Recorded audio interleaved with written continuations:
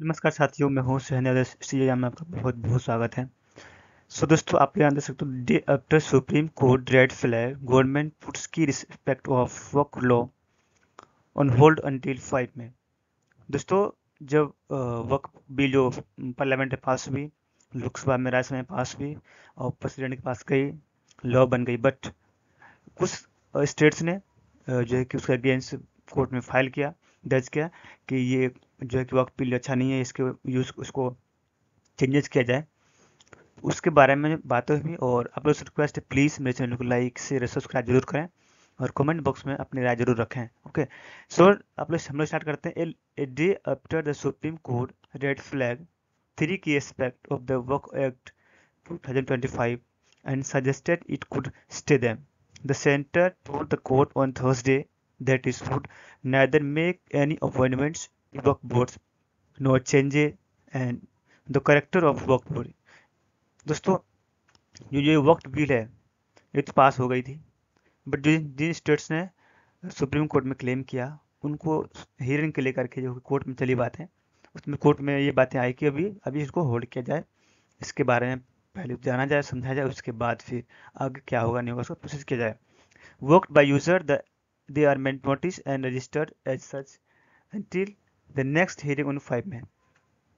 अब जो इसका हियरिंग होगा वो 5 मई के बाद ही चलेगा पता फाइनली, क्योंकि कोई चीज़ें होती है जो कि रिकॉर्डेड होती है, पेजेस लिखा रहता है, उसको एनालिसिस करना, चीज़ों के बारे में समझना, उसके बाद ही फैसला देना होता है सुप्रीम कोर्ट को। ओके, आप लोग देखते 3 जज bench president by chief justice of India Sanjeev Khanna notice in its order. It is also state that till the next date of hearing, no work, including a work by user, whether declared by way of notification।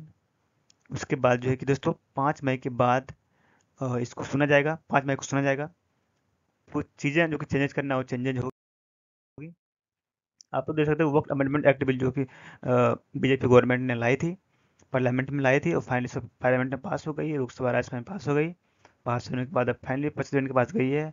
अभी तक act नहीं बना है, supreme court के फैसला आने के बाद ही जो है कि इसका एक्ट बनेगा और प्रेसिडेंट द्रौपदी मुर्मू साइन करेंगे, उसके बाद ये लॉ बन जाएगा। Okay,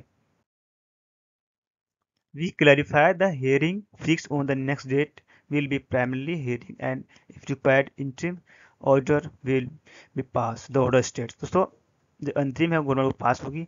worked by user aside from staying a provision allowing the inclusion of non-Muslim in a central work council and board। दोस्तों, इसको जो लगाया था, एलिगेशन लगाया था नॉन मुस्लिम जो है कि सेंट्रल वर्क काउंसिल बोर्ड से लगाया था कि ये जो है कि इलीगल है, ये इंडिया के लिए अच्छा नहीं है, धर्म के लिए अच्छा नहीं है। उसके बाद जो बातें हुई finally the court guaranteed the union of India the state governments and work board 7 days to file their primary reply response to the writ petition. It's also directed that regional affidavit to the reply. So अभी जो finally जो कि याचिका दायर करी है supreme court में state government ने, और कुछ कोर्ट के लोगों ने इन्होंने दायर किया था कि ये इलीगल है, अच्छा नहीं है, इसको चेंजेस किया जाए। इसको जो 5 दिन के अंदर ही फाइल किया था। आप तो अंदर से इसका जो कि वेस्ट बंगाल में इतनी जोर शोर से जो वक्फ बोर्ड के ऊपर जो प्रोटेस्ट हुई और गवर्नमेंट के खिलाफ जो प्रोटेस्ट हुई, वो अच्छा नहीं है। बाकी वहाँ के जो हिंदू लोग हैं उन लोग के लिए बहुत ही सामना करना पड़ा, बुरी चीज़ों का सामना करना पड़ा, वहाँ से घर खाली करना पड़ा। ये हमारे कंट्री के लिए अच्छा नहीं है। और बाकी आलोच दोस्तों, आप देख सकते हो कि the supreme Court had Wednesday indicate that it may stay some of provision of the amendment act including those related to वर्क बाय यूजर। सुप्रीम कोर्ट का कहना था कुछ चीज़ें हैं जिसको रोकना चाहिए, इस बिल के अंदर में है, वो फाइनली क्लियर अभी नहीं किए हैं, वो 5 में वो क्लियरफाई होंगे और 5 में को भी आप लोगों को वीडियो के माध्यम से मैं बताऊंगा आप लोगों को। Okay, the inclusion of non Muslim in work board and council and power of the collector to change the status of dispute work land.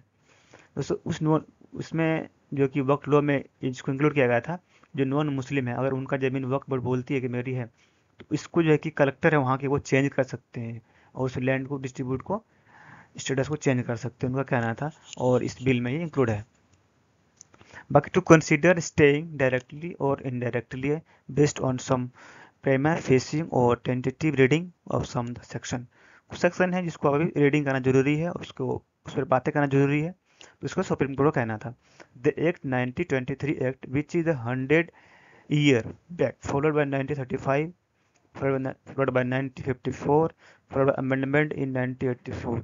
इसमें जो है कि कुछ चेंजेस को फॉलो करते हुए and followed by 1995 the amendment, इसको follow करते हुए गवर्नमेंट जो कि चेंजेस करे थे। बट जहाँ तो सुप्रीम कोर्ट की बात हुई, सुप्रीम कोर्ट ने डायरेक्टली कह दिया कि as we government as an parliament and server to people, कि पार्लियामेंट जो जिन्होंने बिल पास किया पीपल को, लोगों को आंसर दें, इसका जवाब दें।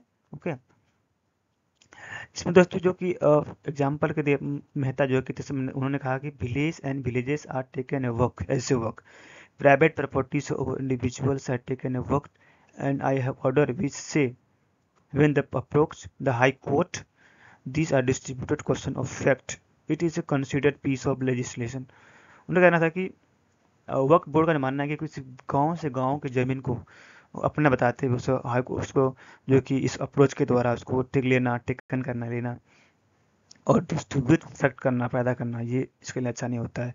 इसी को लेकर के जो दोस्तों प्रोटेस्ट हुई थी, और प्रोटेस्ट में बहुत सारे जैसे भी आप लोगों ने सुना भी होगा।